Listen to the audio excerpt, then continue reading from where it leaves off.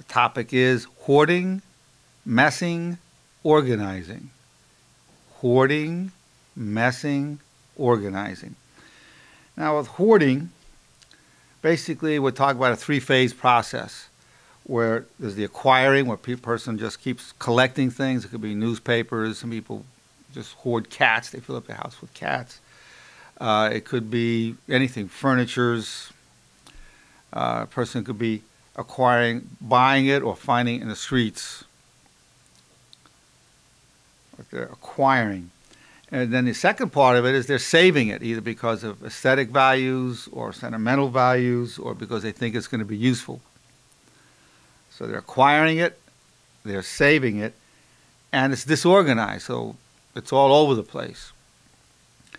And it's a significant distress. It causes significant distress or impairment. It's actually a disorder, a hoarding disorder. And it could be even a fire hazard. In fact, there was a case of so much hoarding that took place that some of the materials fell on one of these two brothers and crushed them to death. So that was a more extreme case. But the fire hazard is a more common issue in hoarding. Now, most people don't have a hoarding issue, but that's the extreme of what we're talking about. The issue that applies to most of us has to do with the process of messing up. Like on my desk, it's messy at this time. So we'll talk about the psychology of what's happening with that and the psychology of the organizing principles. So with messing, it typically has to do with the lack of a twofold function. There's the structure of organization and a process. So a person causes a mess because either the structure is not there to deal with what he or she has, or the process is not in place. Typically, the structure will typically have compartments. It could be shelves, a filing cabinet, a garbage, is one part to get rid of things. So you need a structure. And then you need a process saying, well, it's going to, when I receive it, it's going to go here or it's going to go there. You may have a flow chart. And Ohio, O-H-I-O, symbolizes a good rule of thumb. Only handle it once. So the most efficient way of a process is only handle it once. You want to put it here, then later put it here, then later goes towards you.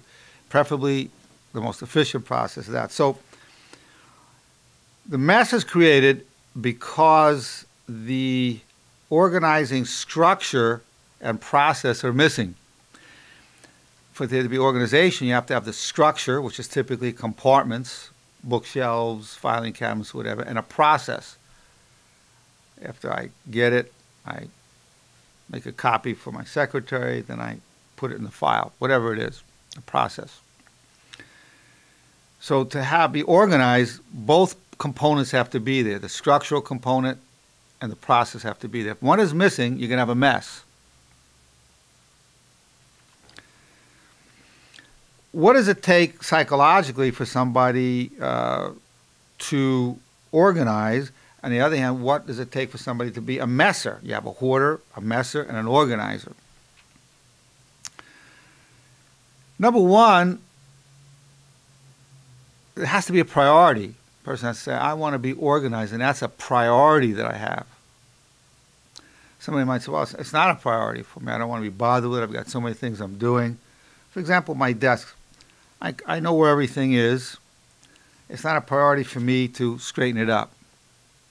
Although today we'll take on a project if there's time to actually work on the desk. So it wasn't a priority. But there's another aspect of the messing process is also how does it affect others? Some people can't tolerate it. Some people cannot look at this desk. It's very disturbing. So there's different tolerance levels. So it's not only your taste, but also your spouse or other people who are in your environment. If you have a concern about them, then you need to look at the effect of the messing on them.